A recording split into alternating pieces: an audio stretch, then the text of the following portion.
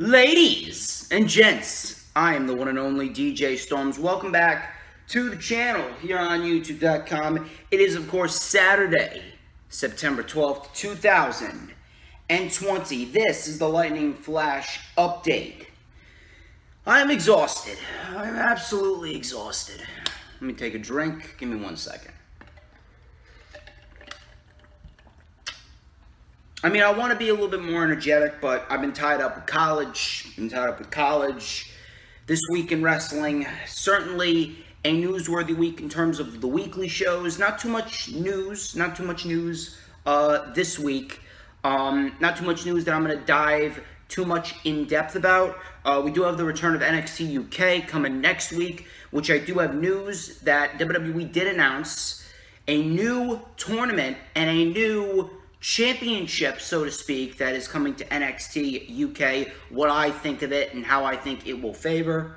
I also am going to dissect the weekly shows. No 205 Live this week. I haven't really been watching 205 Live as of this week. 205 Live, it hasn't really done too much as of lately. 205 Live, I've been slacking.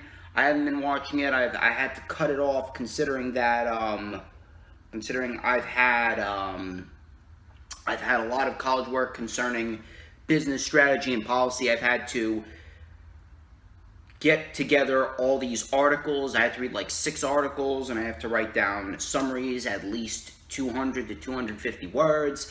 It's a pain. It really is a pain. I got to make sure my online homework's up to date. I did watch SmackDown, and I was actually a part of the Thunderdome.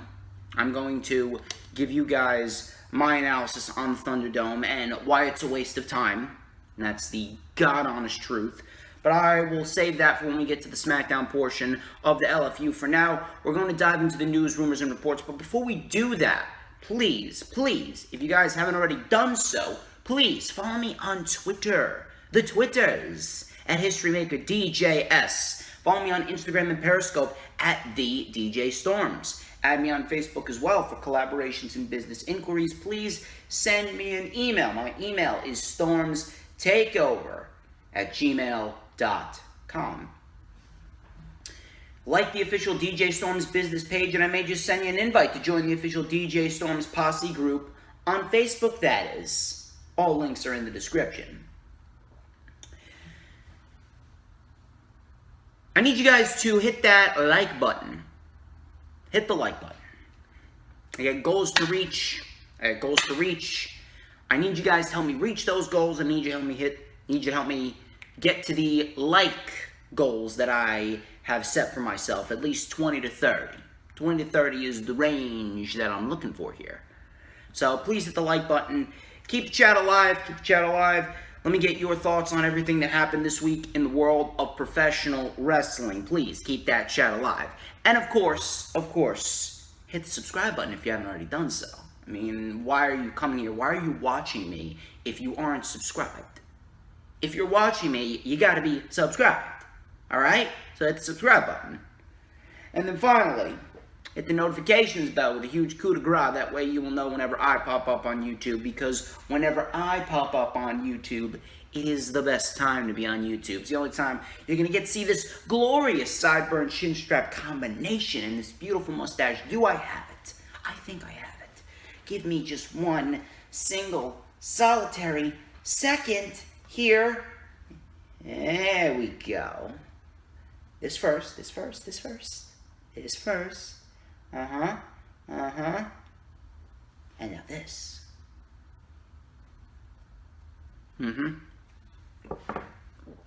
Anyway, everyone wants a piece of the Storms Meister. I mean, it's pretty much a guarantee that whenever I'm on YouTube, everybody wants a piece of me.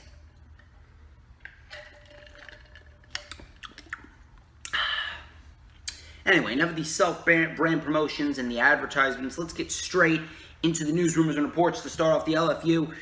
Not too much news, rumors, and reports that I'm going to really dissect. First report comes from Pro Wrestling Sheet. Miro's contract with AEW. Miro, who debuted as Kip Sabian's best man on Wednesday Night Dynamite. His contract for AEW is more than 1 year, so it should be an interesting interesting ride for Miro. You're very much looking forward to seeing where he ends up. I don't really know where this wedding angle with Kip Sabian's going to go. My guess is it could result in Miro and Kip Sabian feuding. I don't really know where else it would lead to. We'll have to see where it goes, because right now I really don't know where Miro's headed. I would definitely love to see him in a TNT Championship title match with Mr. Brody Lee. That should be pretty interesting. But right now I feel as though he's going to come in as a heel since he's Kip Sabian's best man for his wedding. I really don't expect anything from the wedding between Kip Sabian and Penelope Ford, even with Miro as the best man, because of the simple fact that pro wrestling weddings, they do not favor well at all. They are actually quite shitty, especially the one that we saw regarding Miro, and he popped out of a fucking birthday cake, crashing Bobby Lashley and Lana's wedding.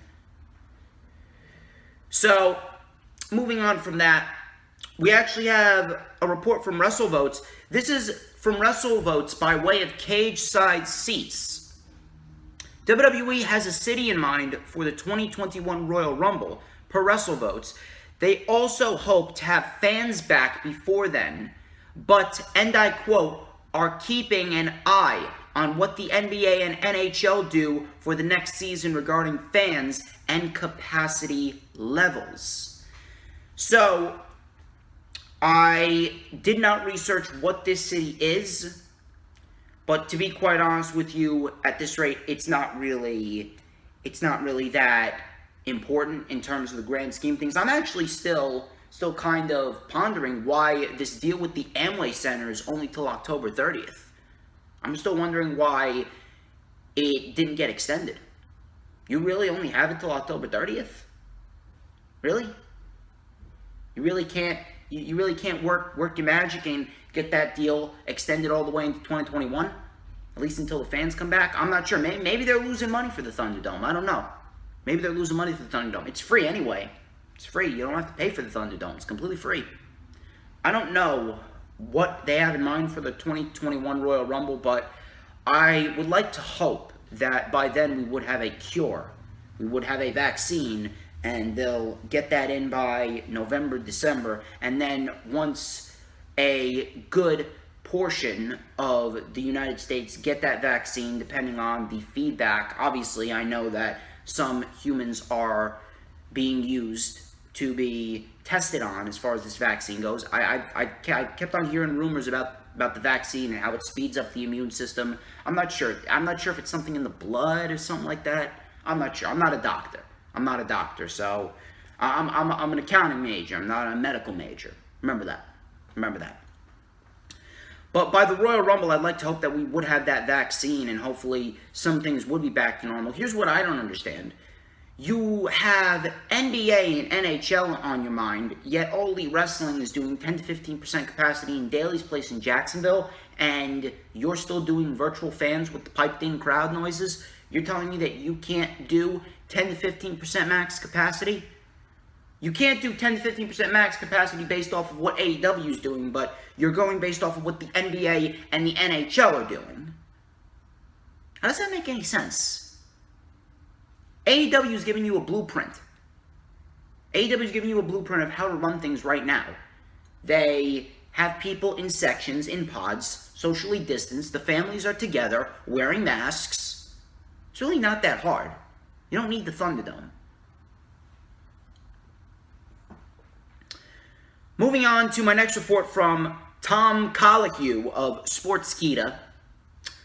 He claims that he's heard that Hell in a Cell, which is the next month's pay-per-view, it will be headlined by Drew McIntyre versus Randy Orton inside of Hell in a Cell. So we're probably looking at a fuck finish at the Clash of Champions event come September 27th. Here's what I'm still worked up about. I still don't understand why you didn't bring to light the fact that Randy Orton's shoulder may have been up at SummerSlam, because I thought I saw his left shoulder up off that backslide. But you didn't bring that up, and instead you had Drew McIntyre come out and say, yeah, I'm just going to give Randy Orton another championship match. Yeah, I'm just going to give him another championship match. Don't really understand what you were trying to do there, but it did not come off good whatsoever. Drew McIntyre, Randy Orton inside Hell in a Cell. Now, my guess is the fact that they really don't have anybody else. It's either they don't have anybody else, they're looking to continue this feud, or Rey Mysterio, which I am still predicting was the next in line for Drew McIntyre. Rey Mysterio, more likely than not, he's going to need some time off. He's going to need a little bit more time off. He's probably not coming back till Survivor Series. Yeah, it doesn't need surgery, but he's probably not coming back until Survivor Series at this rate, because you know that a tricep injury, it can be sensitive. When you have a slight tear, even though it doesn't require surgery, it's going to need a lot of rest in order to repair itself. A tear is a tear. A tear is a tear. So I would not want to take any chances with Rey Mysterio, but it just goes to show you how lazy they really are, that they can't find another opponent for Drew McIntyre. Drew McIntyre is actually rumored to face Keith Lee. Next week on an in-your-face edition of Monday Night Raw. In your face, yeah. In your face. How ironic, because every single time Monday Night Raw is in your face, it's garbage in your face. Trash in your face. And then whenever these fucking idiots on social media, they're praising Raw, it's stupidity in your face. I'll give you in your face. I'm in your face. But I'm the good type of in your face. Everybody wants a bit of DJ Storms in their face. That didn't sound right, but I don't give a fuck. But back to what I'm saying here about Hell in a Cell. It just goes to show you that WWE really is lazy. They don't really have anybody else. I don't even know what they're going to do at Clash of Champions in order to continue this feud inside Hell in a Cell. But if that's it, then that's got to be it. That's it for Drew McIntyre and Randy Orton. After Hell in a Cell, no matter who wins. Whether it's Orton that becomes the new WWE Champion, or it's Drew McIntyre that retains the WWE Championship. That needs to be it. End the story. That needs to be it.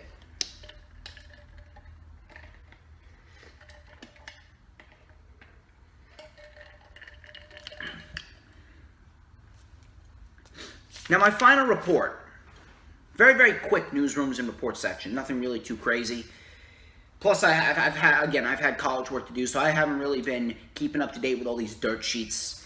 So, over the next few weeks, WWE announced that there's going to be a tournament to crown the first ever recipient of the NXT UK Heritage Cup.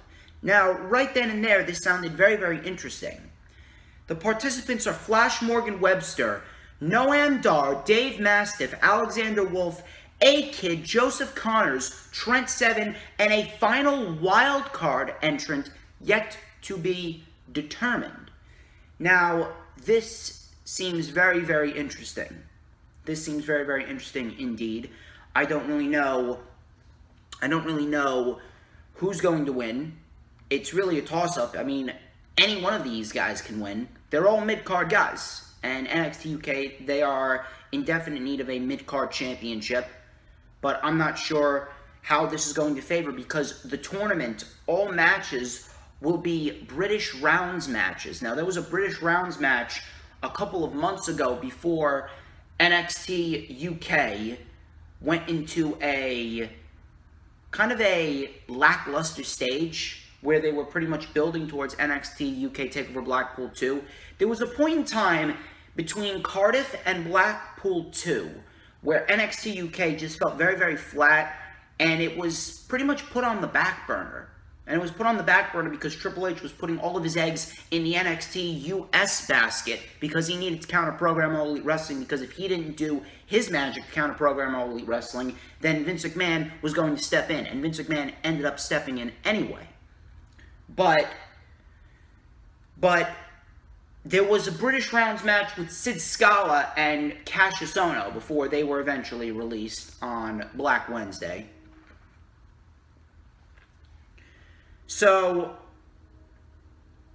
the British rounds match, the rules are as follows. All matches consist of 3-minute rounds, 6 of them. 6 3-minute rounds. All matches are 2 out of 3 falls. Falls can be won by pinfall, submission, or countout. Once a fall occurs, the round ends. The match ends once a wrestler has won 2 falls. In the event of a disqualification or knockout, the match instantly ends without the need of 2 falls. If all 6 rounds are completed, whomever is ahead on falls wins the match. There will be a 20-second break between each round. Now, I don't really know how to feel about this, because the last time I watched the British Rounds match, it didn't really feel all that special. I'm not sure if it was because of the people that were in the match, because it was between Sid Scala and Cassius Ohno. I'm not sure if it's the 20-second break. I'm not sure if it's like the stop and start and the stop and the start. The fact that it constantly picks up again, and then it's taken down during the 20-second break, and then it picks up again. It's just too much stop and start. It's too much rules. Too many rules to take into consideration. Too many rules to remember. It may be cool for the UK people. It may be cool for the classic UK individuals. But in terms of modern-day wrestling, I don't really feel as though there's a need for British rounds matches. It really didn't feel all that special when I saw it between Cassius Ohno and Sid Scala. Now, maybe some of these individuals in the tournament, maybe Flash Morgan Webster, maybe Dave Mastiff, A-Kid, maybe Trent Seven, maybe they can make the matches somewhat interesting, but I don't know, I feel as though there's too much stop and start in between each round. I mean, it honestly feels like UFC and a little bit of Raw Underground. I'm not sure if you guys feel that, but that's what it seems like to me. That's really what it seems like to me. So I'm really not sure how to feel about that. And supposedly they're getting a new championship to defend, and it will be defended under British rounds rules. Now, I'm not sure if this is just an homage to the old school, but it really doesn't fit. I just don't really see a purpose for it. I don't really see where this fits into what modern day wrestling is supposed to be about. The times have changed. Things have evolved. So if you're going to do a tournament, if you're going to do a mid-card championship for NXT UK, I definitely don't mind that. But at this rate, I don't really feel as though there's a need to have every single match and every single title defense that the Heritage Cup or the Heritage Championship is defended in to be British rounds matches. I would much rather see it defended in a regular one-on-one match. I mean, I don't think anyone was talking about a British rounds match. I don't think anyone's going to be talking about British rounds matches. They're going to be talking about that match that Walter and Tyler Bate had. They're going to be talking about the tag team matches that the Grizzled Young Veterans and Flash Morgan Webster and Mark Andrews had. They're going to be talking about how Joe Coffey and Walter had a great Haas fight. Regular matches. They're going to be talking about the women, Piper Niven and Kaylee Ray. Regular match. Those are the matches that they're going to be talking about. I'm not going to be talking about British rounds matches. I don't really feel as though there's going to be any hype surrounding the British rounds match rules. We'll see how it plays out. I mean, I hope I'm wrong. But I don't really see anything special about British rounds matches, and I really don't see how this is really going to get people invested, especially considering the fact that they're operating with no crowd. I'm not sure if they're going to use the NXT UK recruits as a crowd. I don't know. We'll see what happens there. But that's pretty much all I got as far as the news, rumors, and reports go.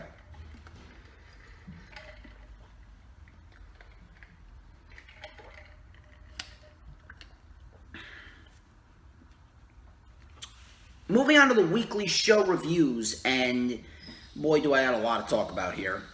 So, Randy Orton kicked off the show, and it's really getting a bit repetitive seeing Randy Orton kick off the show now, no matter how great he is. But he kicked off the show. He stated that WWE stated that there will be a WWE Championship match at Clash of Champions if McIntyre recovers in time. The truth is that he kicked Drew in the head and broke his jaw. That's the whole truth of the matter. And in mid-promo, he was interrupted by an ambulance. He was saying that Drew McIntyre, if he cannot make it to Clash Champions, he should fork over the WWE title to him via forfeit. And then he was interrupted via an ambulance, and lo and behold, Drew McIntyre emerged from the ambulance, claymored Randy Orton, as the refs tried to pull him off, and that was pretty much the opening segment. Standard, generic, and it would have been cool if we didn't see this segment 10,000 different other times with literally every other wrestler that got taken away in a vehicle before Drew McIntyre. I mean, come on, it happened with John Moxley when he was taken away in a police car and then he came back wearing a police hat. It happened with Braun Strowman. He was thrown into a garbage truck at TLC and then he came back in another garbage truck. It happened with Roman Reigns. He was taken away in an ambulance and then he popped out of an ambulance to attack Braun Strowman. Literally, every single superstar that gets taken away in a vehicle, they come back to seek revenge on the exact person that put them in said vehicle. Same thing with Drew McIntyre. We've literally seen this shit over and over and over again. And we had The Hurt Business, still a terrible faction name, versus Apollo Crews, Ricochet, and Cedric Alexander. Hurt Business attacked Cedric before the match. The match then started. Apollo was isolated, and he was going for the tag, but Cedric Alexander pulled Ricochet down and threw him into the barricade. He hit the lumbar check on Crews, pay dirt by Benjamin, and the Hurt Business won. And Cedric smiled at the Hurt Business, and it was pretty much an indication that he joined. Now, this was great. This was some great stuff right here. I love the fact that Cedric joined the Hurt Business, and this is actually going to do Cedric very, very, very, very well, as I do believe that you can have him and Benjamin pair up, and they can win the tag team titles, which I do think that that's the route that they're going down based off of everything that's going on Raw. The fact that Andrade and Angel Garza, they're pretty much out of the picture at this rate. Garza and Andrade, they look to be splitting up, and as far as the Street Profits go, they're looking to go into a feud with Nakamura and Cesaro. So, I'm not sure what's going on there, but we could possibly see a match at Clash of Champions, but then we got the Lucha House Party, who's still in the tag team title mix, which I don't even know why they're still in the tag team title mix. It's just an overly convoluted mess. I don't even know where the tag team division's going at this rate, but Cedric and Benjamin winning the Raw tag team titles, Bobby Lashley as United States Champion, I think that would be a very nice sight to see. MVP as their manager would be fine. Just keep MVP out of a ring. I don't need MVP wrestling. Street Profits versus Garza and Andrade. Again! The third time in 3 weeks we are seeing this match. I didn't even pay attention. This match went 2-3 minutes. Garza walked off, cashed out in a frog splash for the win, and then out comes Cesaro and Shinsuke Nakamura.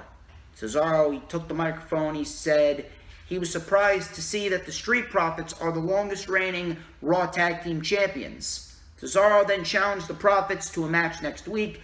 Dawkins said Tez is family. Tez said, you might want to get an STD test because he's had so many partners, talking to Cesaro. Profits were going to say, we want the smoke, but before Montez Ford could say smoke, Cesaro said stop, and Shinsuke Nakamura said smoke. And Nakamura is very entertaining as a heel, I will say. So, then we got a match next week between the two, courtesy of the quarterly brand-to-brand invitational. Correct me if I'm wrong, but wasn't the brand-to-brand invitational supposed to be 4 times a year? As in 4 superstars a year can travel back and forth between Raw and SmackDown? Not every quarter? I'm not sure. I'm not sure if it's just me. I'm not sure if I misheard something, but the last time that we had an incident back in May, we had Sasha and Bayley and Corbin, and I believe somebody else came over from SmackDown to Monday Night Raw, and that was 4 superstars, and that pretty much was the end-all be-all for the brand-to-brand invitational. And then after that, they didn't even mention the brand-to-brand invitational throughout the entire summer. They didn't.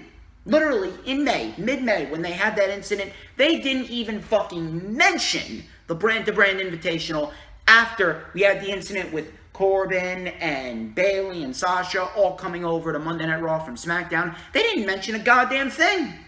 They did not mention a goddamn thing about the brand-to-brand invitational. All of a sudden, it's a quarterly thing now. Did I miss something? Did I miss something? I don't remember them saying every quarter.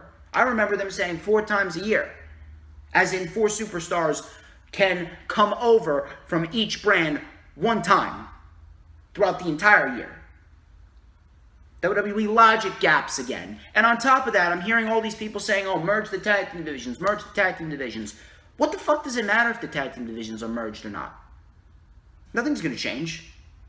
Whether the tag team divisions are separate or merged, we're not going to get anything different than we're getting right now. We're still going to get the same fucking people in the tag team title. I'm probably going to get the New Day and the Usos feuding for another 6 months. Obviously, when Jimmy Uso comes back from injury, we're going to get the same fucking people feuding over the tag team titles. Probably going to get the New Day as 20-time tag team champions. And we're going to get the same fucking booking that we have been getting for the past God knows how many years with the tag team division. We're going to get the same fucking booking over and over and over again. Nothing's going to change whether the divisions are merged or whether they're separate. Still, one thing holds true. Vince McMahon is still running this company. Until that man is out of office, whether it be because of a resignation, whether it be because of the angel of death, whatever it may be. Until that man is out of office, this tag team division across both shows, whether it's merged or separate, it's never going to change. What does it matter? What the fuck does it matter whether the divisions are merged or separate? The booking of the division is still going to be the same. It's not going to change.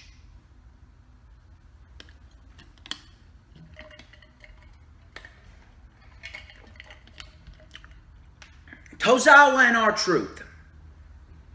Still doing the 24/7 championship title bullshit. They've been doing the same fucking thing all summer with Tozawa and Truth. And now it's continuing into the fall. They've been doing the same fucking thing. Just get rid of the championship. Get rid of the fucking championship. I don't understand. Who finds this shit entertaining? This isn't entertaining. If you find this entertaining, your standards are fucking low. They're low. Truth and Tozawa were at a restaurant. Truth escaped with the 24/7 title. He lifted up a plate covering and he saw a ninja on his dessert buffet. So he told the front desk guy that you cannot get on diners, drive-ins, and dives by serving ninjas. That was probably like the funniest thing about this entire segment because Truth is fantastic.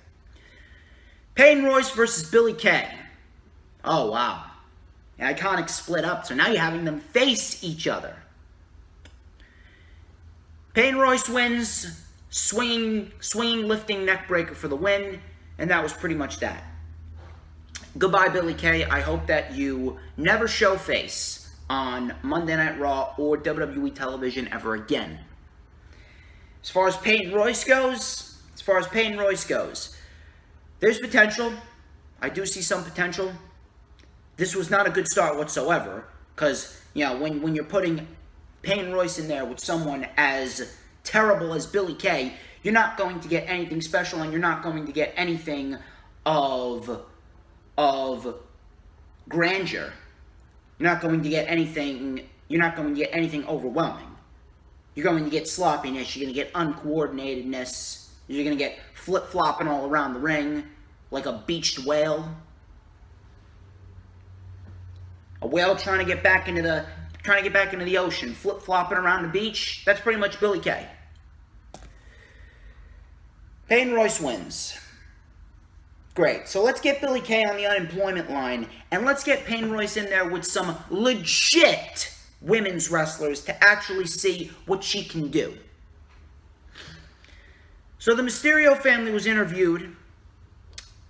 Ray said that he'll be back to finish off Seth. Murphy then came up on the Tron. He blamed Dominic for his separation from Rollins and how he is now on bad terms with the Monday Night Messiah. Ray said, "You reap what you sow," for associating yourself with a sadistic, selfish son of a bitch.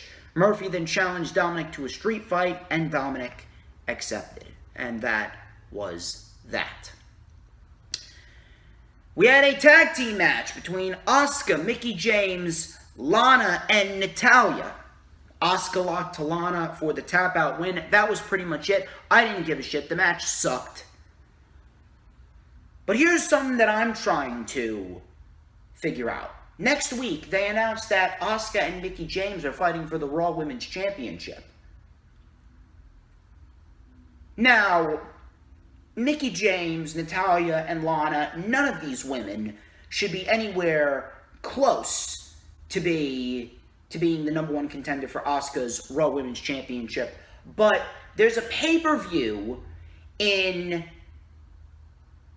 two plus weeks, and you're having realistically the best option out of all three of these women face off against Asuka on a random episode of TV.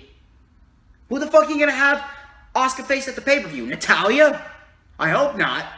My dad's been having trouble sleeping as of lately. All I need to do is pop on Natalya, and he'll fall asleep instantly. Natalya's outlived her usefulness. She was great back then. Now, she's not great anymore. She's a snooze fest. Doesn't matter what you do with Natalya. Natalya has outlived her usefulness. Natalya would be much more suited in a backstage role. No matter what they do with Natalya on television, she is not interesting. She's not going to pop a rating. She's not going to help the division. She's boring. She's boring. If you like her, God bless you, but she's fucking boring. That's the truth. Get through your thick fucking head. You're having the best option out of all three of these women face off against Asuka on free television instead of the pay-per-view. Mickie James realistically is going to get the best match out of Asuka out of all three of these women. What are you going to do with the pay-per-view? You're going to do Asuka and Natalya? Are you going to do a triple threat between Asuka, Natalya, and Mickie James? And if so, you get past that. What are you going to do for Hell in a Cell? You're going to have Asuka on the show? Supposedly, Asuka's original plan for Clash of Champions was Shayna Baszler, which I'm still wondering why Shayna Baszler is women's tag team champion with Nia Jax. And don't even get me started on what she fucking did, on what happened later on in the show with the Riot Squad. Where the fuck's Bianca Belair? Bianca Belair, it seems as though she's been reduced right back to catering. She's been gone for like a month plus. Where the fuck is she?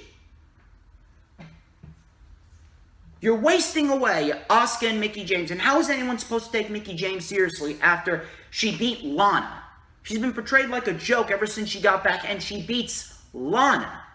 She beats Lana, and all of a sudden that constitutes as being the number one contender for the Raw Women's Championship? Really? VIP Lounge with Cedric. So MVP introduced Cedric. Well, actually, before we had this VIP lounge, Cedric Alexander was being consulted by Shelton Benjamin saying, "Hey, did you really come to your senses? If you didn't, I'm going to find out." So Cedric Alexander's like, calm down, Benjamin. So I'm not sure if they're teasing a breakup right there. I'm not sure what they're going with as far as that little segment backstage between Benjamin and Cedric goes. We'll have to wait and see. But Cedric, he said his wallet was going broke. He said he'd rather learn and he'd rather earn. He said he was asking himself, what about him? Why is he sacrificing his body for someone else's championship opportunities? So Cruz, Ricochet, and the Viking Raiders then came out, sending the Hurt Business out of the ring. And then we got an 8-man tag made. I'm still wondering why it wasn't made for next week because of the sloppy fucking ending that we got. Ivar looked like he was legitimately injured, and apparently he has a cervical injury. So I'm not sure how long he's going to be out, but needless to say, Ivar is not doing too well. I'm not sure if Vince McMahon's going to bury the Viking Raiders after Ivar comes back. Oh, he's too injury prone. And then on top of that, the ending of this match was clearly fucking botched. We had a Michinoku driver on Ricochet, and it clearly indicated Ricochet kicked out, but the ref still counted 3 anyway. And it just goes to show you how fucking disorganized the show is. Vince McMahon, he reportedly ripped up the script, and he rewrote everything. And it just goes to show you how disorganized and how indecisive Vince McMahon really is. How many times is that? Has anybody legitimately been keeping track of how many times it has been reported that Vince McMahon ripped up the script and rewrote the entire show the day of? Please, if anybody knows how many times Vince has legitimately ripped up the script and rewrote the entire show, please tell me. Please enlighten me. Please inform me. Should have been saved for next week. Did not need to happen. And it was pretty much done simply to fill time. Keith Lee versus Randy Orton. Keith Lee versus Randy Orton. Again, another rerun. Keith Lee versus Randy Orton. The third time within 2 weeks. And all we got was the same exact ending that we got 2 weeks ago. But this time, McIntyre is on the end of giving the kicks, whereas opposed to Randy Orton is on the receiving end of these kicks. They did the same thing that they did 2 weeks ago, and they had McIntyre come in, cause a disqualification after Orton hit the RKO, and the only difference was that Orton was on the receiving end of 3 Claymore kicks throughout the night. Meanwhile, we had Drew McIntyre on the receiving end of 3 punt kicks. So we had a Claymore as a second Claymore of the night by McIntyre, and that was pretty much that. Then we had Raw Underground. Oh, and this, I got a lot of shit to say about this. Raw Underground, Aleister Black, he was beating up a random unknown. He looked like he just stepped out of the boxing trainer's room. I'm not sure what the fuck he was wearing. You put him in boxing shorts. And these big-ass rubber gloves. Kevin Owens came in. They brawled for about 24 seconds before they went into commercial. Shayna Baszler versus the Riot Squad. Liv Morgan rolled up Shayna for the win while Nia distracted Shayna. And Shayna lost inside of 3 minutes. She was rolled up and pinned in 3 minutes after everything that Sasha Banks and Bayley did to make her look legit as ever. You completely erase all of that by having Liv Morgan roll her up in 3 minutes off a fucking distraction by her own fucking tag team partner? I mean, come on. You really keep on having the same fucking ending over and over again. Somebody gets distracted by someone on the outside that's not even in the fucking match. You make the people on the receiving end of these distractions look like complete idiots. Nia Jax versus the Riot Squad. Oh, here's some right here. Nia Jax versus the Riot Squad. I'm not sure who the fuck booked 2 2-on-1 handicap matches, but we had Raw Underground first. Owens and Black, they were still fighting. They were still brawling. Owens flung Black into a wall. Then we had the 2-on-1 handicap match with Nia and the Riot Squad. The Riot Squad then double-teamed Nia before the lights went black. Lights were flickering and then they went black. Then we had these Retribution logos come up all along the screen. And then Retribution came up on the Titantron. Retribution's logo came up in the Thunderdome, the screen all around the ring, and then we had Retribution come up on the Titantron. I'm not even sure what they said. They spoke in like these menacing voices. It looked like Mia Yim was a part of it. It looked like Mercedes Martinez was a part of it. It definitely looked like Dominik Dijakovic. Dominik Dijakovic, and the fact that he was tall and he had long arms. You can tell that the guy in the middle was clearly Dominik Dijakovic, especially the deep voice. Whether they whether they had their voice masked or not, or they had their voices hidden or altered by a voice alterator or not. I had a feeling it was Dominic Dijakovic. I didn't even pay attention to what they said. I was too busy trying to wrap my head around this. Listen to this for a minute.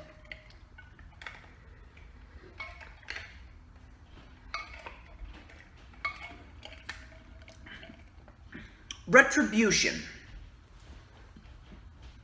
Aren't they supposed to be a group of unpredictable vigilantes that can strike out of nowhere at any time, any place?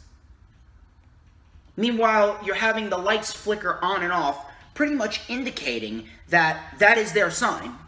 So you're pretty much making them predictable. You're making them predictable. All the lights are going on and off. Oh, here comes Retribution. You're pretty much predicting when they're going to attack.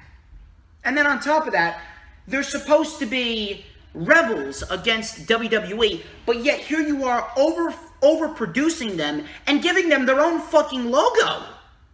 You're giving them their own fucking logo, clearly indicating that they're a part of the WWE, clearly indicating that they have something to do with the WWE. They don't want to take down WWE because, take a look, they got their own fucking logo. Who fucking created the logo? Was it the people that tried to invade the production truck? What's next? They're going to get their own t-shirt on WWEshop.com? I guarantee you, when Retribution reveals themselves, they're going to get a t-shirt on WWEshop.com. Another logic gap right there. They're supposed to be unpredictable vigilantes, yet here they are. We're able to predict when they attack, when the lights flicker on and off, and they got their own fucking logo. Who created the logo? So you're pretty much telling us that, hey, they're a part of WWE, instead of actually making them unpredictable, and instead of actually booking them like a legit vigilante stable. Failure from day one. A failure from day one was Retribution. Oh, and here's something. Listen to this. We go back to Raw Underground. Black and Owens are still fighting. So this is the third segment with Owens and Black in it. They're still fighting. And Black caught Owens with a big roundhouse kick. He sent him into Dabba-Kato, a.k.a. Babatunde. Dabba-Kato hopped into the ring with no ropes, and he dropped both Black and Owens within 10 to 15 seconds. Are you telling me that Owens and Black, they brawl for 30 plus minutes on Raw Underground, they can't put each other away, but yet Dabba-Kato comes in and he drops both of them. He drops both of them within 10 to 15 seconds? How do you think that makes them look? How does that make them look good? Are you serious with this? Dabba-Kato, a complete unknown, comes in on Raw Underground. Raw Underground has been, it's been a month old, and you have them go into Raw Underground. Do you have Aleister Black and Kevin Owens, and then you have Dabba-Kato drop them within 10 to 15 seconds after they were brawling for a supposed 30 minutes, 35 minutes. How do you think that makes them look? That makes them look like a bunch of fucking pushovers. So now how is anyone supposed to take them seriously when they're out there in the ring? But yet some people are saying that Raw Underground's great. Raw Underground's going to draw on the ratings. Raw Underground is going to really spike up the interest for WWE again. Get the fuck out of here. Gain some fucking intelligence before you start talking to me about professional wrestling. I don't give a shit who you are. If you're still supporting Raw Underground at this rate, after that fucking spit in the face, they figuratively spit in Kevin Owens and Aleister Black's face by having Dabba-Kato take them both out after they were brawling for 30 minutes, and we get an indecisive ending. If you're still supporting Raw Underground after that, I don't have a single ounce of fucking respect for you. No matter who you fucking are. Randy Orton, he was getting ready to leave. Drew McIntyre attacked him again, and he gave him a third Claymore. And that was that. Drew McIntyre Claymored Randy Orton 3 times, getting him back from a few weeks ago. We had Murphy and Dominic in a street fight. This was the second thing on the show that was even remotely worth investing your time in. It was this and Cedric's heel turn. So this was actually some really good stuff here from Dominic and Murphy. We had match. They started brawling immediately. A brutal knee from Murphy to Dominic. Dominic and Murphy brawled into the crowd of virtual fans, and Dominic with a crossbody out of the virtual crowd onto Murphy. Murphy then used a chair on Dominic. He ran Dominic's shoulder into the post. We then had Angie and Aaliyah freeing Dominic when Dominic was tied up in the ropes. We had a sunset flip powerbomb underneath the bottom rope. Through the table went Murphy. We then had a frog splash, but Murphy kicked out. Murphy was then tied up in the ropes, and the entire Mysterio family started whacking Murphy with kendo sticks, one after the other, and Murphy said, "I quit." Murphy was pummeled by the Mysterios with kendo sticks, and that was that. This was actually some very good stuff right here. Dominic is doing some great stuff. We actually have a steel cage match with Rollins next week with Dominic. Not really sure why that's still continuing. I'm assuming that Murphy could very well get involved, and he could very well cost Seth Rollins again. I actually don't even mind that Seth Rollins wasn't even on Monday Night Raw. I don't mind it. Simply because of the fact that it's kind of playing up to the storyline of Rollins not wanting anything to do with Murphy anymore. And it's eventually going to really enhance the feud between Rollins and Murphy once we eventually get the turn and Rollins legitimately turns on Buddy Murphy. And it's really going to make Murphy into that much bigger of a babyface. I actually think that a match between Murphy and Rollins, it's going to be a great fucking match. If they allow them to go and they allow them to actually put forth everything that they could possibly put forth in a match like that, they're going to give us one of the best matches of the year. They're going to give us one of the best matches of the year, and we could very well see Murphy go off and beat Bobby Lashley. I don't know why I said Aleister Black. Murphy beats Bobby Lashley for the United States Championship, and then you can build up Mustafa Ali to face off against Murphy at WrestleMania. Where is Mustafa Ali? I'm still wondering where he is. So you could have Mustafa Ali and Buddy Murphy at WrestleMania for the United States Championship. Get the title off of Bobby Lashley. Put it on Murphy. Have Murphy beat Rollins and then have him beat Lashley. Rollins is going to go care for his wife, who is due any day now in December with his kid. And then have Buddy Murphy go and do his own thing. Have him go forth and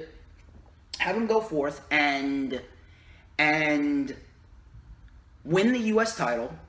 And then you can have Ali and Murphy revisit that feud from 205 Live. They had some of the best matches of the year. That no DQ match, wildly praised from 205 Live. But outside of the heel turn by Cedric and the main event, standard, boring, repetitive, who gives a fuck? Monday Night Raw sucks. NXT Super Tuesday, it wasn't that much better. I thought that it was going to be a lot better, but outside of the NXT title match and the steel cage match, the show, I don't know what it was, but it was off. I'm not sure what's going on, but something did not feel right. It felt like they were trying to set up what's coming in the coming weeks, especially since we got a rumored takeover on October 4th, but I don't know, it just didn't feel exciting outside of those two matches. Realistically, the NXT title match should have main evented. That should have main evented, and Rhea Ripley and Martinez should have opened the show. I'm not sure why they didn't reverse it. I'm not sure whether this was done to simply just pop a rating. Well, that's actually what I believe it was. It was simply done to pop a rating, which didn't really work. They're still not over 900,000 people. Meanwhile, you take a look what All Elite Wrestling did, and they peaked over 1 million. So Finn Balor versus Adam Cole for the NXT Championship. They kicked off the show. This was an excellent match. This was one of the things that I would definitely go back and rewatch. So Cole, he was able to pick up the pace with a swift punt kick to the face. We had an enziguri and a backstabber for a 2. Balor with a sling blade. Cole fired back with a Shining Wizard for a close 2 count. Balor was then caught with a huge super kick on the outside. Cole then targeted the knee of Finn Balor. Cole was then caught with a drop kick, the Woo drop kick, and a coup de grace. But Balor was not able to cover in time because he was selling the knee. Cole then kicked out. Cole with a super kick and a last shot, but Balor kicked out. We had a reverse 1916 by Balor, and he went up to the top rope again for the coup de grace. Cole cut Balor off on the top rope, but Balor with a 1916 DDT off the top rope, and Finn Balor wins the NXT title.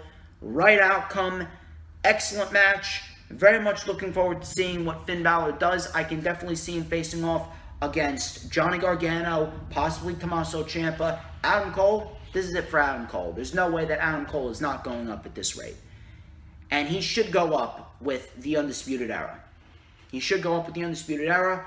They're pretty much just waiting. They're pretty much just waiting to get called up.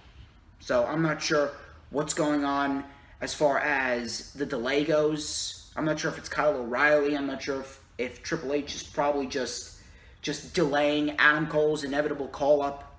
I'm not sure what they're doing. So that was pretty much that. Excellent match. Very much looking forward to seeing what Finn Balor does with the NXT Championship.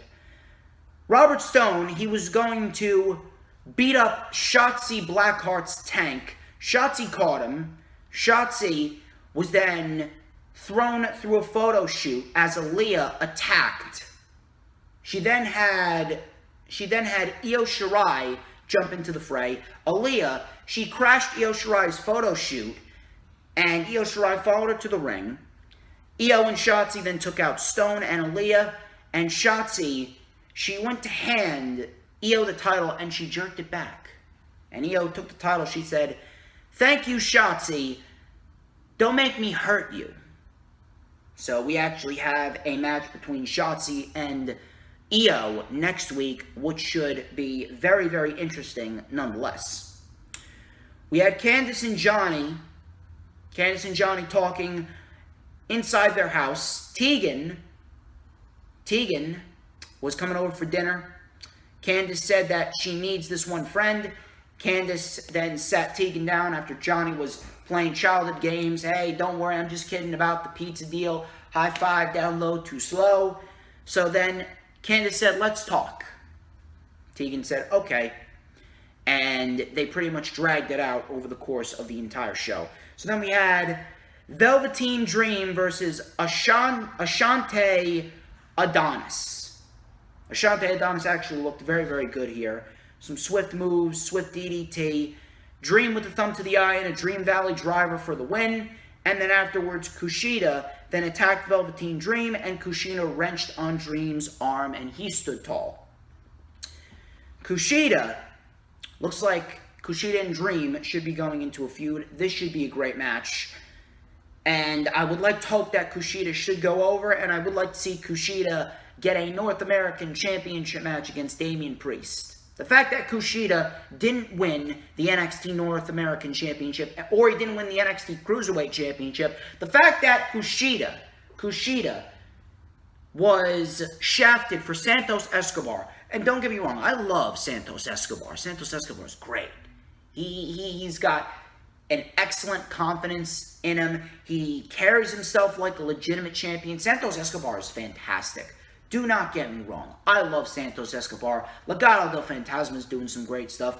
But the fact that Kushida's been there for over a year, and you're pushing someone who's been there barely even 4 months, and he's already Cruiserweight Champion over Kushida. No matter how great the story is, no matter how great he carries himself, that's just fucking wrong. That's just fucking wrong. So I do hope that Kushida does go over here on Dream. We had Breezango and Imperium for the NXT Tag Team titles set for next week. I expect Breezango to retain because 2 days later, we are getting the relaunch of NXT UK. And I do believe that Imperium are going to be set up to take the NXT UK Tag Team titles from Gallus, which was, I believe, the original plan going into TakeOver Dublin before this whole pandemic started.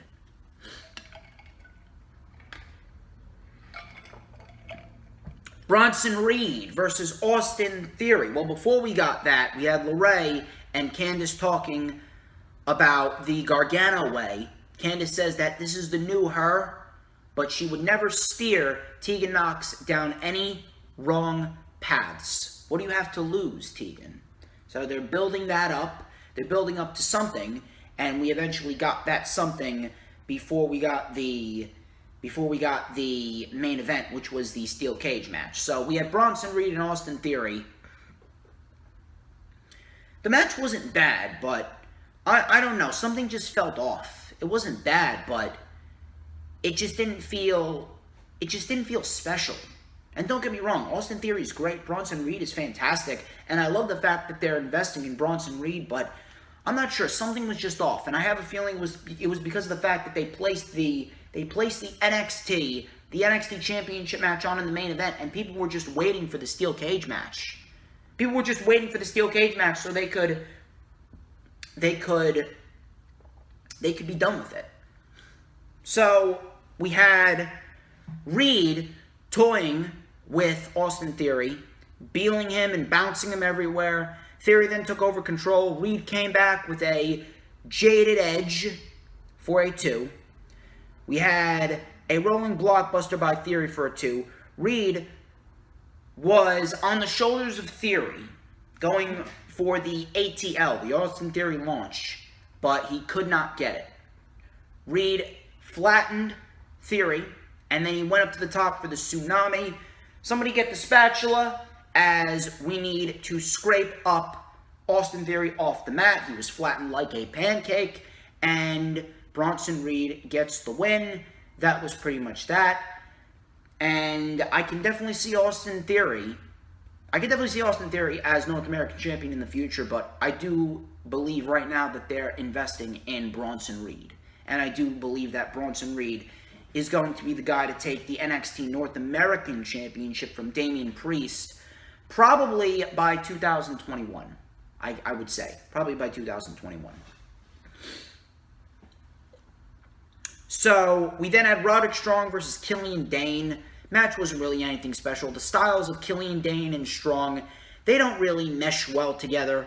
This was nothing more than a storyline continuation from a couple weeks ago when the Undisputed Era attacked Killian Dane and Drake Maverick before TakeOver 30.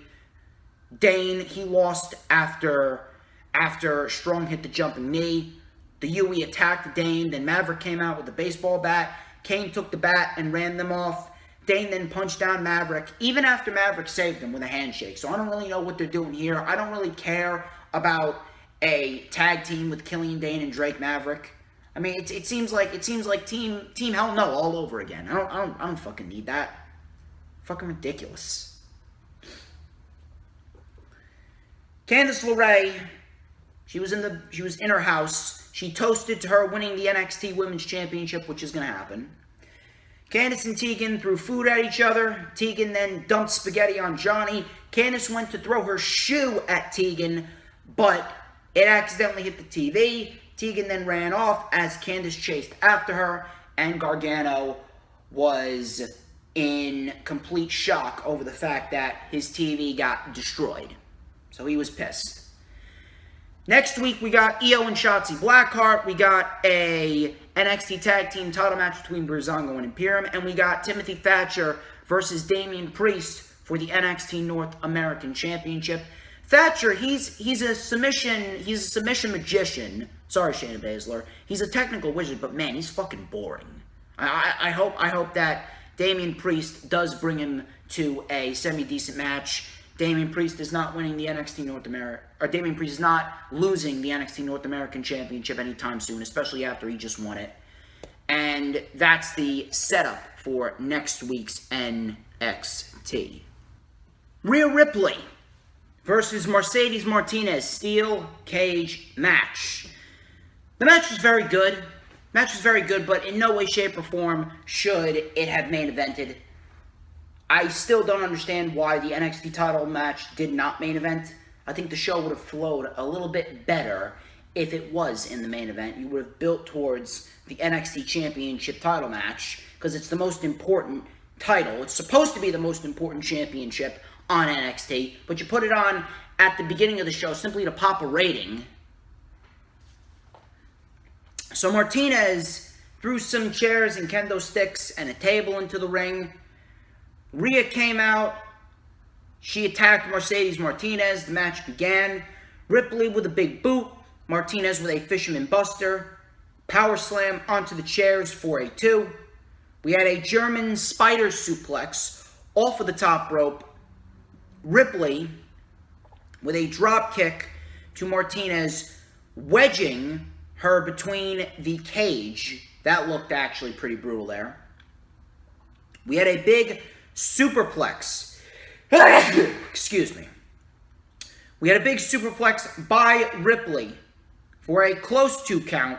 Ripley with a reverse cloverleaf, but Martinez used the kendo stick to break the cloverleaf before Robert Stone started to hop up on the cage. Robert Stone was then taken out by Rhea Ripley, and he was just dangling off the cage. Martinez saved Stone with a kendo stick. We had a neck breaker off the top by Martinez, and that actually looked pretty brutal there. Martinez then set up a table. She then looked to put Ripley through it with a fisherman brainbuster off the top before Ripley reversed and hit a riptide off of the middle rope through the table for the win. Very good match. Robert Stone did announce that the Robert Stone brand and Mercedes Martinez have parted ways. Why did Rhea Ripley win this? Simple.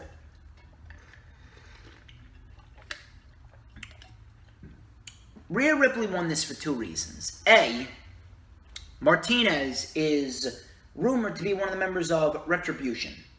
So Martinez is going to go up to Monday Night Raw, wear the ski mask, and she's going to try and persuade everyone that she has some reason to be pissed off at the WWE. So we have that to look forward to as far as the Retribution angle goes. It's not like that's really going to do Martinez any favors. I still don't understand why Martinez is even going up to Monday Night Raw. Her NXT career is barely even 6 months old. Her NXT career is barely even 6 months old, and she's already going up to Monday Night Raw as Retribution. You're having her, you're having Mia Yim, you're having Dominik Dijakovic, you're having possibly Shane Thorne and Dio Madden, Chelsea Green. All of these individuals who should not be a part of Monday Night Raw this early, should not even be away from NXT at this stage in their careers, and they're on Monday Night Raw. They're going to be partners in a faction that doesn't even draw a fucking dime, doesn't even have one single solitary sense of interest. I barely even see any interest in the community as far as Retribution goes. That's the first reason, because Martinez is rumored to be one of the members of Retribution. So she lost here, and she's going to go up to Monday Night Raw and be a part of Retribution. Second reason is because Io Shirai needs a challenger, and apparently they still think that Rhea Ripley has momentum behind her, which she doesn't. All of her momentum was wasted, and all of her momentum was completely vaporized at WrestleMania when she lost to Charlotte Flair. But Io Shirai is not losing that championship anytime soon. There's a rumored takeover coming up on October 4th. And Io needs a challenger. Io needs an interim opponent. Candice LeRae is inevitably going to take that title off of her, but it's not her time yet. It's not her time yet. She's going into a feud with Tegan, and she's going to beat Tegan. She already beat Mia Yim. She's going to beat Tegan, and then she's going to go up to face off against Io and inevitably take the women's title from Io. But Io, right now, she needs another challenger. It's not going to be Shotzi. It's not going to be Shotzi because Shotzi's not beating Io. Champions do not lose on television. Champions should not be losing on television. Shotzi's not going to beat Io. Martinez, she's going up to Monday Night Raw. Who's left? Tegan's caught up with Candice. Chelsea Green's going up to Raw. Mia Yim's rumored to go up to Raw. The next logical choice is Rhea Ripley. And Rhea Ripley is going to go up against Io. She's going to lose. And then Candice is eventually going to get her shot. And that's pretty much that.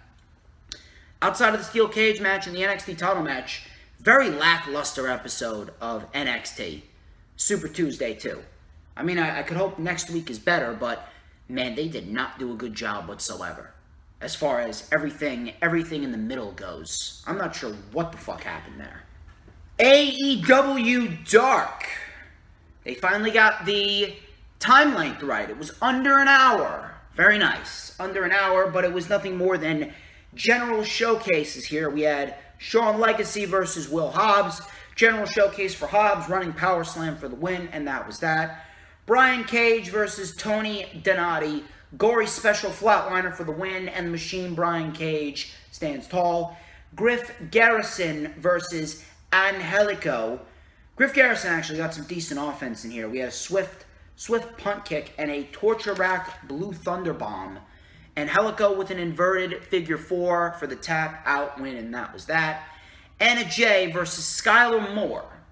We had Anna Jay in her 20th match in her career thus far. Her 1-year anniversary being celebrated as a professional wrestler.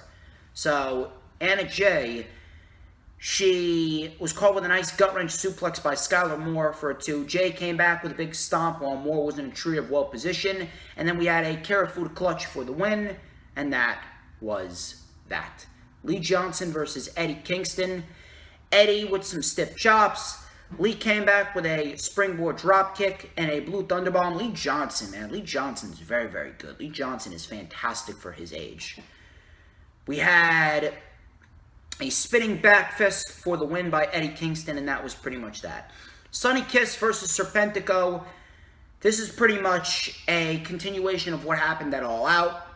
I can't fucking stand Sonny Kiss. Yeah, I really thought that the partnership with Joey Janela would have helped him, but it really hasn't. He's not a bad wrestler, but his character is just too fucking much. Sonny Kiss ended up winning this with the Molly go-round, and that was pretty much that.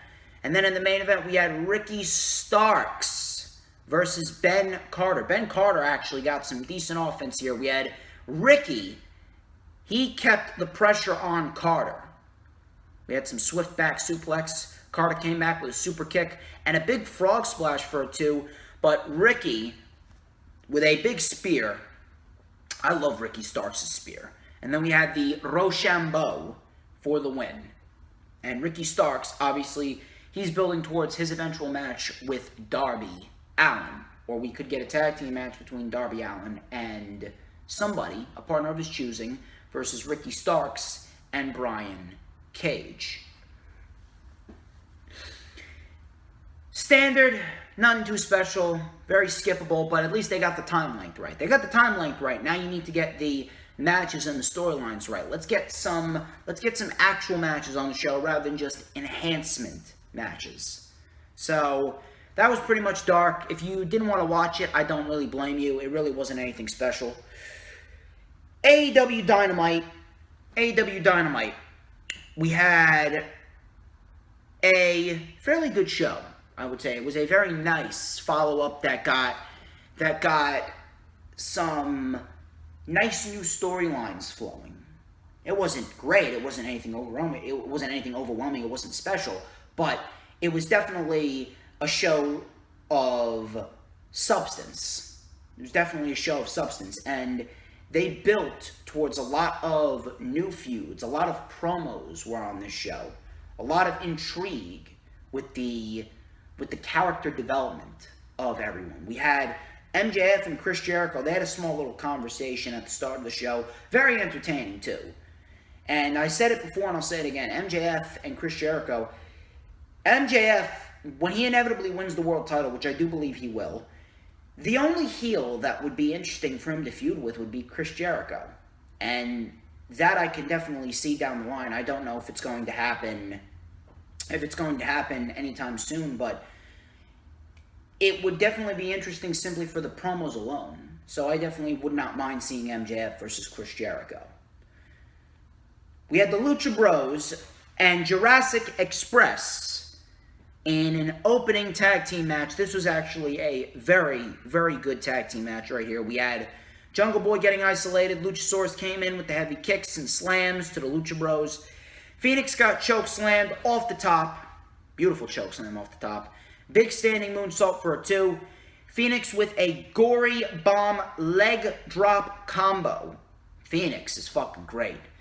We had a spike stomp pile driver combo. Phoenix then took out Luchasaurus, but Jungle Boy kicked out. Jungle Boy ended up getting the roll-up after a little bit of miscommunication, and the Jurassic Express get the win. Very good tag team match here. Eddie Kingston then came in, and he said, stop, what are you doing? He was trying to calm everyone down. He said, let me tell you something, I'm here for you. Where's your UK friend? Talking to the Lucha Bros, obviously talking about Death Triangle. Your UK friend ain't here. Where's your wife? Talking to the Blade. Obviously, his wife is Allie. Where's your wife? She ain't here. I'm here for you. So, Pentagon Jr., he refused to shake Rey Fenix's hand at the start, but he eventually did. And he also said, Eddie Kingston, he said that he was never eliminated from the Battle Royal at All Out. So I'm not sure if they're going to have Eddie Kingston and Lance Archer go one-on-one. That should be rather interesting. I do not know where this storyline is headed. I feel as though this faction is really just kind of unnecessary. I feel as though this isn't really going anywhere as far as intrigue goes. I really don't feel as though this is really going to have an end result. I mean, they can't all be champions. They're not all going to be champions. I really don't understand what the end goal here is. If you're going to win some championships, you have 2 tag teams and a singles guy.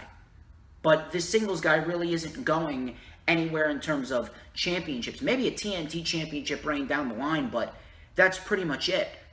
That's pretty much it at this rate. So I don't know. I don't really know where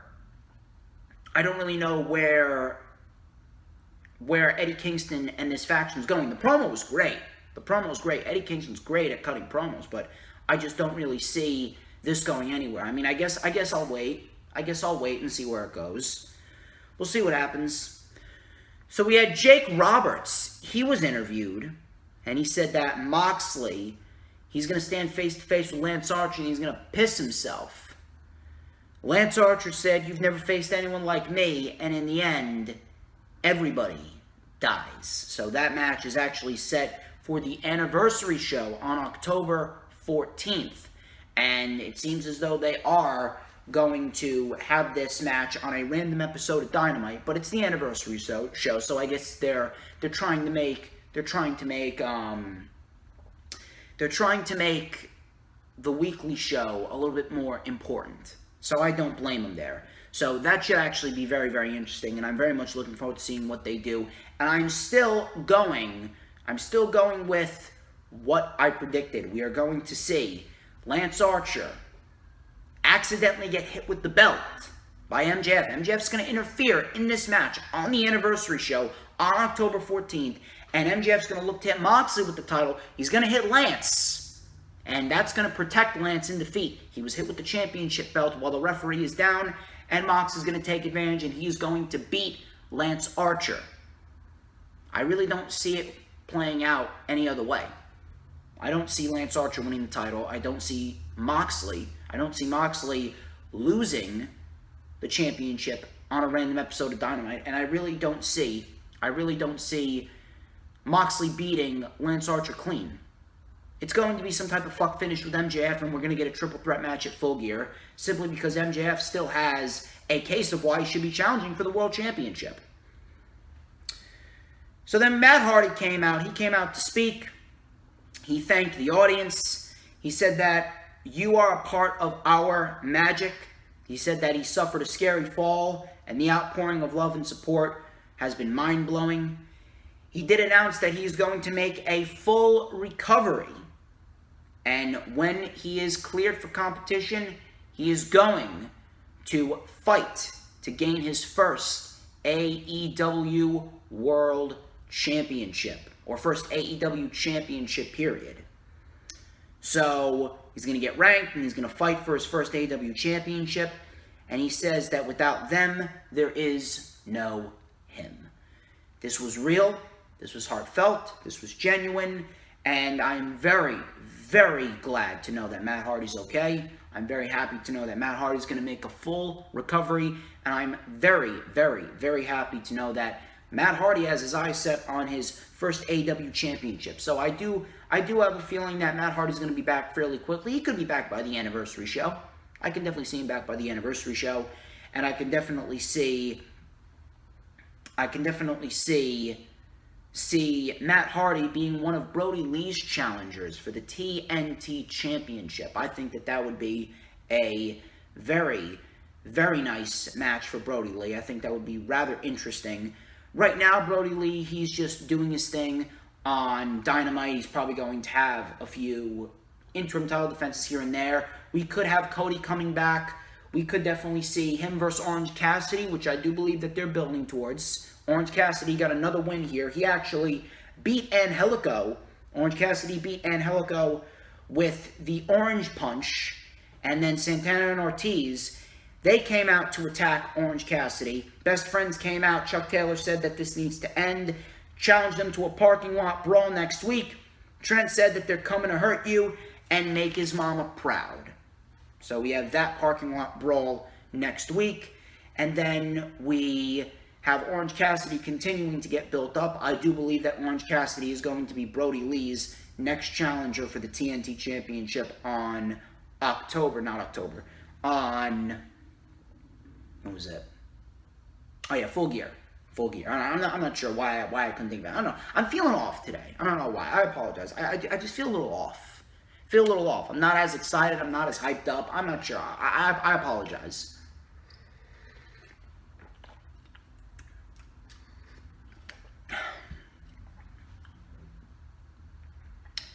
So Marvez, he then got super kicked by the Young Bucks, did Alex Marvez. Young Bucks have been displaying some heel tendencies, so could we possibly see a Young Bucks heel turn? I do hope so. Kip Sabian and Penelope Ford, they came out. He was going to announce his best man for his wedding.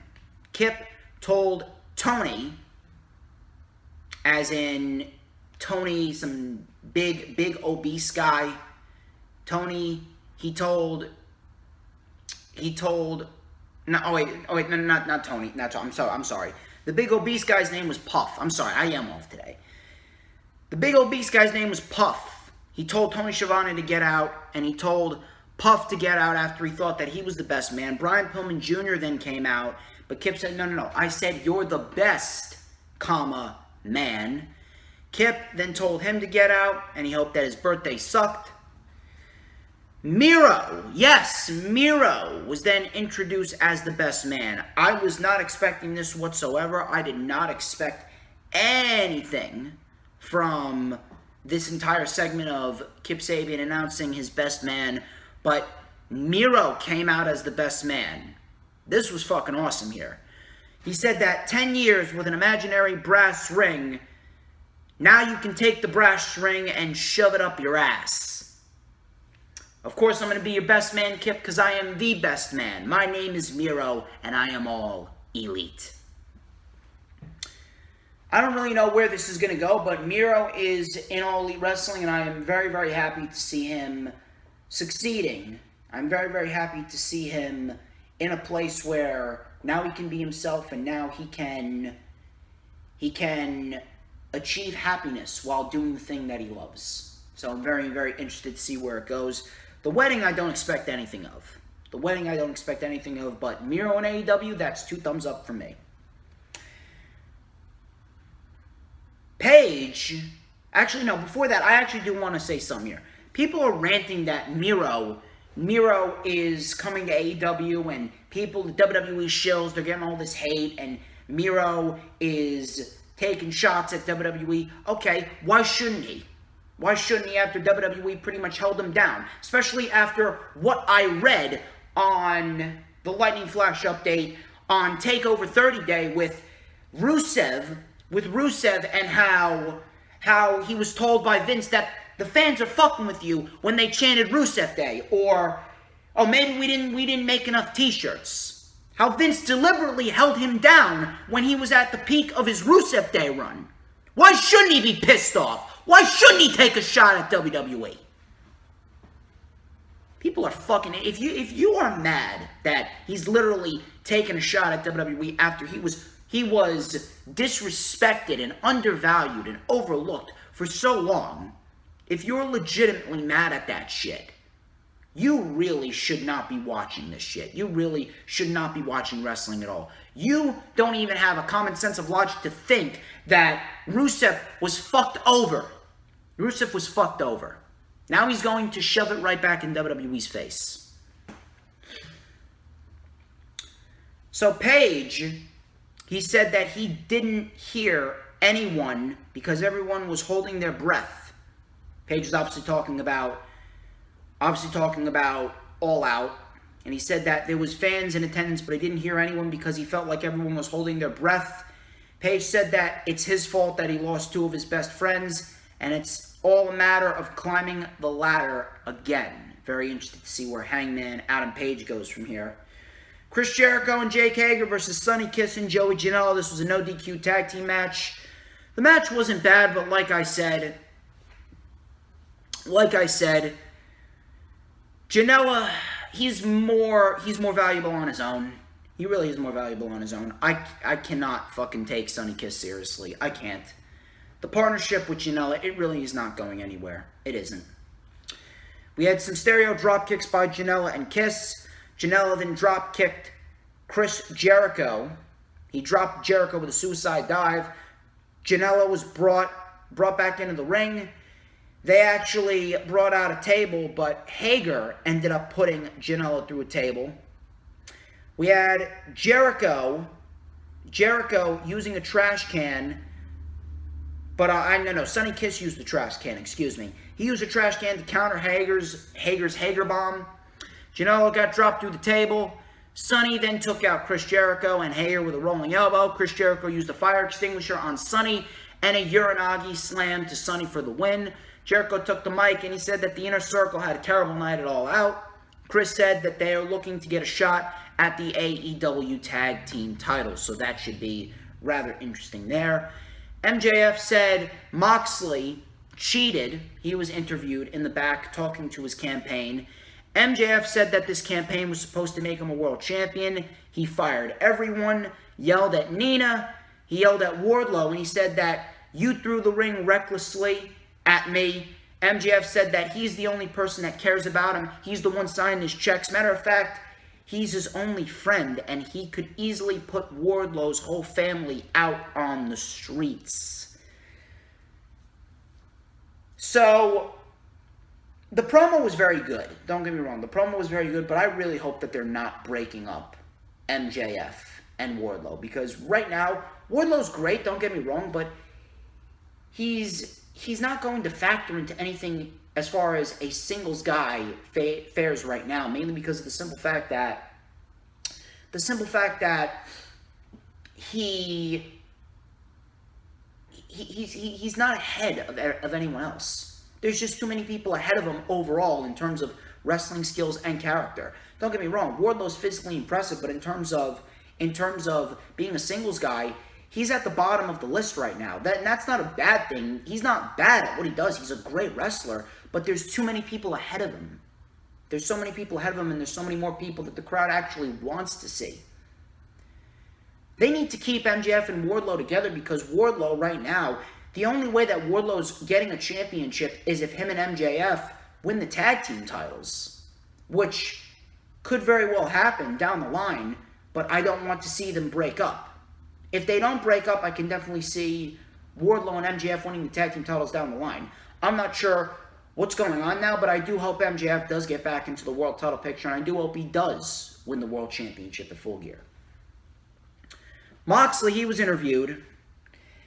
He says that he knows he's unstoppable, and he sees a man in Archer, not a monster, and he asks, do you really want to bet against me? Moxley, your days are numbered. You're not going to make it to 2021 with that championship. I'd be surprised if Moxley does. So we had Tully and FTR. They had their tag team title celebration. Tully said FTR became the best tag team in the world, and they ran down all the tag teams around the ring. Cash threw some napkins at Luchasaurus. They dodged Jurassic Express, and then they got ice dumped on them by Marco Stunt, and then we got FTR versus Jurassic Express next week. Ricky Starks came out dressed like Darby Allin, said that he dislocated his pinky, and he can't go skateboarding with his friends, acting like a whiny child. That was pretty funny by Ricky Starks, I'm not going to lie. Ricky then called Darby reckless, and he knows the meaning of relentless, and he'll relentlessly beat your ass next time he sees you. We had Tay Conchi versus Nyla Rose. Now, this was not anything special, but Tay Conchi did look great here. She did look very, very smooth in the ring. Tay Conchi, she does need some work. This really wasn't anything special, but this was a fairly decent setup match for what is to come. I do believe that Nyla Rose is going to get her rightful rematch against Hikaru Shida, because Hikaru Shida did come out to save Tay Conchi. So we had Tay Conchi using her quickness against Nyla. Conchi sent Rose into the post. Nyla took over. Conchi tried for an armbar, but she ended up getting beast bombed for her troubles, and that was that. Vicky took the mic, said, "Excuse me, the Vicious Vixens are here to make a statement." Hikaru Shida came out to save Conchi with her kendo stick, and Nyla and Vicky backed off. So that is going to be a rather interesting match. Nyla, she's very, very good when she's given the opportunity. She's not bad in the ring whatsoever. Nyla Rose, I've said it before, she is what Nia Jax should have been. So I can't wait to see what we have in store for Shida and Nyla, which I do believe that's going to take place on the anniversary show. I don't think they're going to save that for a pay-per-view, especially since we already saw it on pay-per-view. I do believe that we could possibly get Big Swole at the pay-per-view. I wouldn't mind that whatsoever. If anything, Nyla could win. Nyla's not going to win, excuse me. Shida's going to win at the anniversary show, and then we could have Big Swole versus Hikaru Shida at Full Gear, and then we could possibly see Britt Baker take the title off of Hikaru Shida in 2021.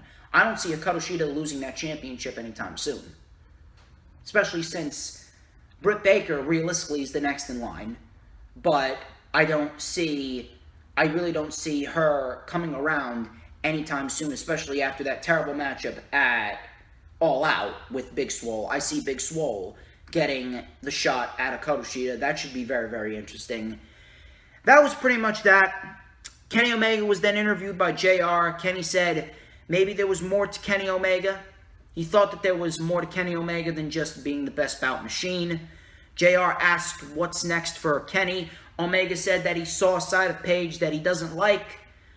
Omega said that Paige better find other plans because it's time he goes back to singles action, and it's time that he gives us the Kenny Omega that we all expected. So that should be very, very interesting. So next week, we got an NWA women's title match between Thunder Rosa and Ivelisse. Now that should be very, very interesting. Can't wait to see that. We have Private Party versus Chris Jericho and Jake Hager next week. MJF is in singles action.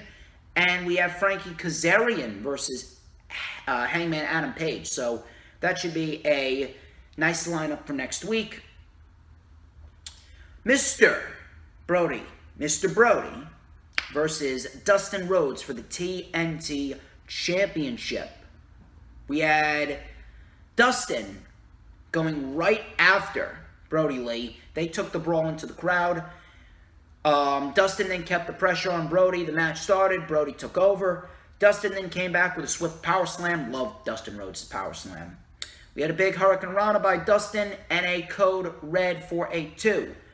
Crossroads by Dustin for a close near fall. Super kick and a power bomb by Brody for a near fall. Dustin came in with a cannonball off the apron. Silver got dropped by Dustin Rhodes. Pile driver by Dustin on Brody, but he got his hand on the rope. Swift back and forth offense by both men. 2 super kicks and a discus lariat, and Brody Lee beats Dustin Rhodes for only 10 minutes. This was a very good match. Brody Lee's doing some great shit as the TNT champion, so I can't wait to see what else is in store for Brody Lee and the TNT Championship. The Dark Order then came out and beat down the Nightmare Family again, and that was pretty much that. Good show. Nothing too crazy, nothing too special. It was a promo-heavy show. I didn't mind it. Very much interested to see where Dustin goes, where Brody goes. Very much interested to see where Kenny Omega goes and how they play out the World Championship title situation going into the anniversary show. Alright, last show, and then we're going to get the hell out of here. I'm going to go get some lunch. Well, you're watching this at you're watching this late at night. Oh, man. I need to stretch. Man. You're watching this late at night. I'm sorry, I kind of half-assed it in this show. Not as hyped up as I usually am, so I still hope that you enjoyed the show, but we're going to talk about SmackDown, and then we're going to get out of here. Roman kicked off the show. Heyman introduced Jey Uso as the #1 contender. Uso thanked Heyman.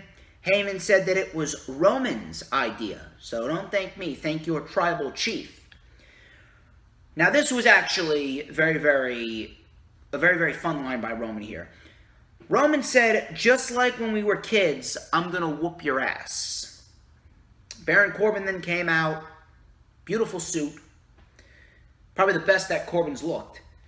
Corbin, he said that this is a case of pure nepotism. Sheamus came out and said that he agrees with His Royal Highness. Not Highness, Highness. He said that it should have been a triple threat match, but Roman pulled some strings, and he got Jey Uso in the match. So Jey Uso laid down a tag team challenge, and then he took out Corbin and Sheamus while Roman just watched. We were supposed to have AJ Styles and Jeff Hardy for the Intercontinental title before Sami Zayn interrupted, says that he is the rightful Intercontinental Champion. He said that this is nothing but an exhibition match. Adam Pearce then came out, and he had some security escort Zayn out of the building. So the match between Styles and Hardy for the Intercontinental title started. Styles was in control. Poetry in motion by Hardy on the outside. Whisper in the wind for a 2. Styles was then attacked by Zayn, causing a DQ, and then Hardy collapsed. Hardy collapsed afterwards. I was actually in the Thunderdome at this rate. I got into the Thunderdome, so I actually do want to talk about this. So, at this rate, I was in the Thunderdome. I was in the Thunderdome, and I'm here to tell you that it's a complete fucking waste of time. I would not even recommend signing up for it. It was a complete waste of time. First off, first come, first serve. Those are the rules. First come, first serve.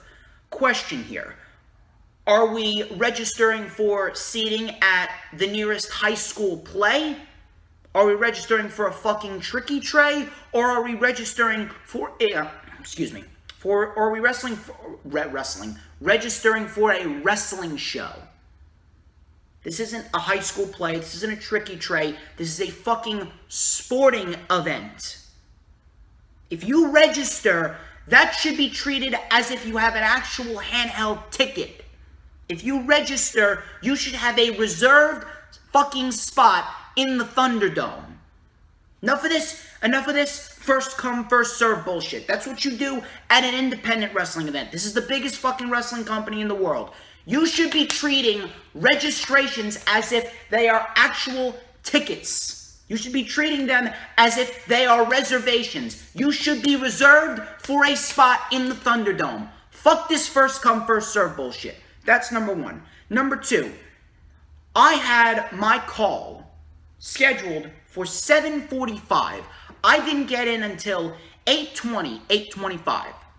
I waited over 30 minutes to try and get in, and I kept on seeing, when I clicked on the link, I kept on seeing, checking availability, please stand by, or the Thunderdome capacity is full. That is another negative when it comes to the first come, first serve. Because if you have someone registering on Wednesday when they put out the registration, how the fuck is anyone supposed to gain that spot when it's first come, first serve? Enough of this checking availability, please stand by, or the Thunderdome is full. Set registrations to be reservations and set them for the proper time. I waited over 30 minutes to actually get in. And on top of that, when I actually got in, all I saw was my little face in the corner, and then I hear Kevin Dunn telling me, "Oh, let's hear it for Bayley. I see a lot of thumbs down. Let me see your best Lucha impersonation." How about you actually make it feel like I'm actually there? All I see is the same exact thing that I would see if I'm watching it on TV. Make it feel like I'm actually there. Put me up on top and make me seem like I have a bird's eye view over everything. Or put me down by ringside and make it seem like I'm actually there. I'm not getting the vibe that I'm actually there. It's stupid. It's a waste of time. Now you can see why it's free. It's bullshit. You should have reservations set from the time that someone registers. Treat it like an actual ticket. Fuck the first come, first serve. And instead of actually just giving us what we would see if we watch it on TV, how about you actually make it feel like we're there? How about you actually place us around the arena? How about you actually make us feel like if we're up top, how about you actually make us feel like we're up top? Instead of the piped-in crowd noises, how about you actually have us cheering and booing instead of just doing this and clapping and the lucha fucking dance? It's stupid. Waste of time. I would not recommend the Thunderdome for anyone. So, where was I? The Intercontinental title match. So that was the end of the Intercontinental title match. That was also a waste of time. Oh, one more thing about the Thunderdome. I was in for, 35 to 40 minutes. And I didn't even do anything. They ended my experience after 40 minutes, and I wasn't even doing anything. Let me get this straight. I waited 35 minutes to get in, and I only got to experience it for 35 to 40 minutes, and then I'm out of there by 9 o'clock. If you register, you should have a reservation, and you should have that reservation for the entire show. Not 30 minutes of the show, not 45 minutes of the show, not an hour of the show. You should have the full length, 2-3 hours of the show that it is. Fuck first come, first serve. If you register, you should have a spot reserved. If you don't get the spot reserved, try again next time. So Sami Zayn attacked AJ Styles, causing a DQ. And then we have AJ Styles being interviewed in the back by the trainer's room, saying that he's going to prove that he's the rightful Intercontinental Champion. So I can definitely see a triple threat match taking place at Clash of Champions between Styles, Hardy, and Zayn. Street Profits were in the back with Cesaro and Nakamura, brand-to-brand invitational. Cesaro said, "Don't touch anything, don't break anything." So Lucha House Party versus Cesaro and Nakamura. Exactly what we got a couple weeks ago, only this time, We had the Street Profits coming up on the Titantron, throwing a party, throwing a fucking party in the back, in the Champions Lounge, and Kalisto rolled up Cesaro for the win. And that was pretty much it. So now we're going to get another match with the Lucha House Party, Cesaro and Nakamura, more likely than not, a Clash of Champions, and that's pretty much that. That's pretty much that. Champions losing in a non-title match because of a fucking distraction on the Titantron. Way to make, I'm telling you right now, they need to get rid of these fucking mid-match distractions. It makes the people getting distracted look like idiots.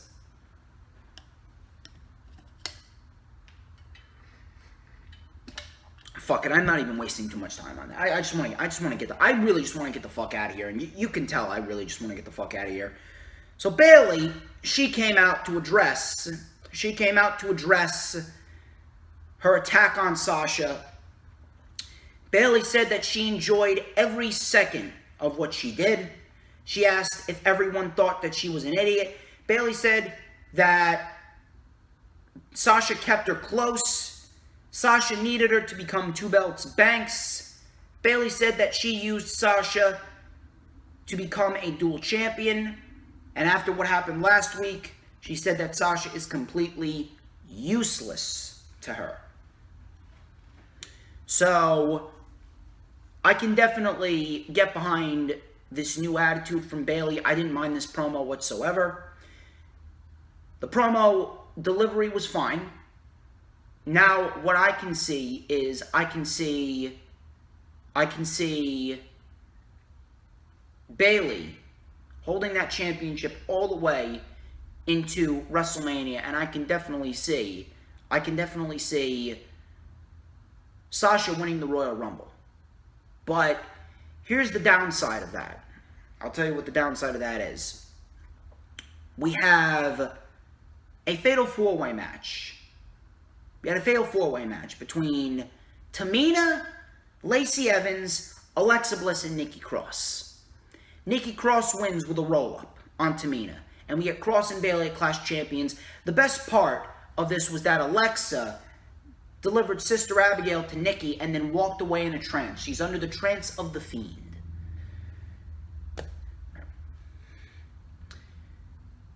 The worst part about this entire deal with waiting for Sasha to come back and win the Royal Rumble, the worst part about the story being told of Sasha Banks winning the Royal Rumble is the simple fact that now we have to sit through 5 months worth of people who we've already seen Bayley face and can't even run the fucking ropes correctly. We have to sit through 5 months worth of them fighting Bayley for the SmackDown Women's title until Sasha Banks returns and comes back. Why? Because you have no fucking division. And here's what I want to know.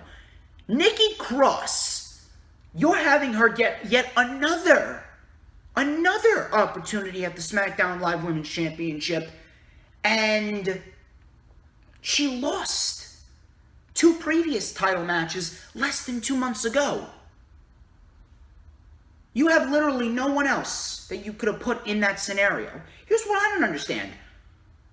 I can name you two challengers that would have been much more logical for Bayley. Naomi. Where's she been? She pinned Bayley clean in the middle of the ring on August 21st, 2 days before SummerSlam. She seemingly has disappeared.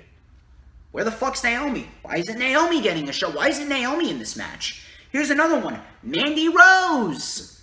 Mandy Rose, why did you trade Mandy Rose to Raw from Talking Smack last night? Why did you trade Mandy Rose to Raw when Monday Night Raw doesn't need help with the women's division? I mean, it needs help, but as far as quality goes, I take the Raw women's division over the SmackDown Live women's division any day of the week.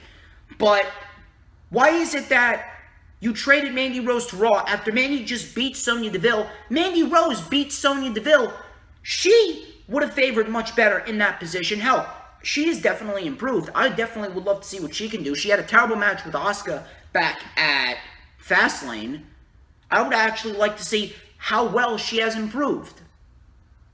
Why not Mandy? Mandy and Naomi would have favored much better in this position over Nikki Cross or any one of these women. Ridiculous.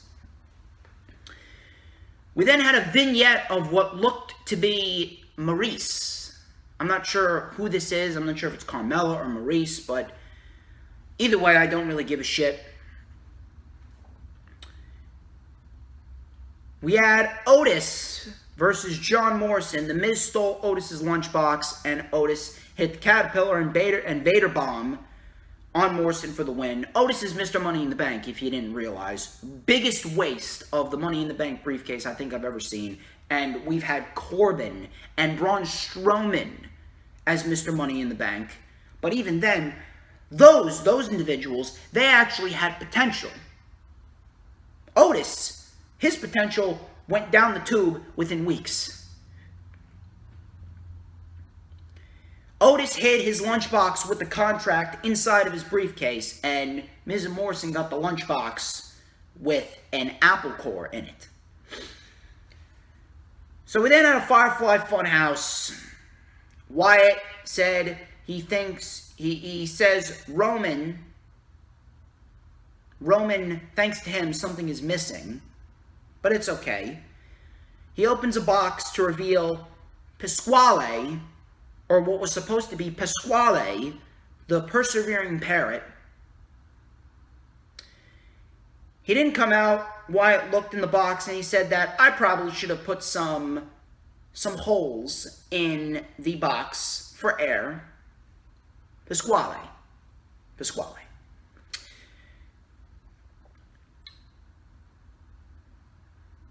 We had Mr. McBossman.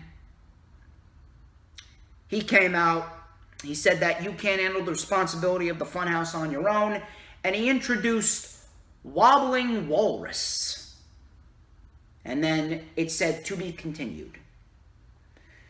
Now, some people were saying it was Kevin Dunn, look at the large teeth. Some people were saying, no, it's Paul Heyman. I truthfully think it is Paul Heyman.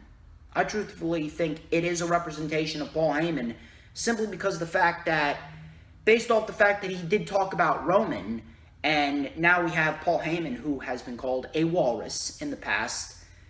Now we're going to see a build-up towards Roman and The Fiend inside Hell in a Cell. Why? Because they legitimately have nobody else. Who else is there? They have a history inside Hell in a Cell, so WWE's probably going to play that up. And The Fiend's already dead. So you're going to sacrifice The Fiend to Roman Reigns. You're going to sacrifice Bray Wyatt to Roman Reigns again, just to enhance his Universal Championship title reign. And that's pretty much it. Roman Reigns and Jey Uso versus Sheamus and Baron Corbin. Sheamus attacked Uso before the match. Bell rings. Reigns didn't come out until the very end. He tagged in. Uso with the splash. Roman came in with a spear, and that was pretty much that. I can appreciate the cocky prick-like attitude that's oozing from Roman Reigns as far as this goes. I don't really know how the match at Clash of Champions is going to favor. I hope we get a decent match. So, should be rather interesting. That's pretty much it. At this rate. And that was your week in review. As far as WWE goes, I'm getting the fuck out of here. I need to eat some lunch.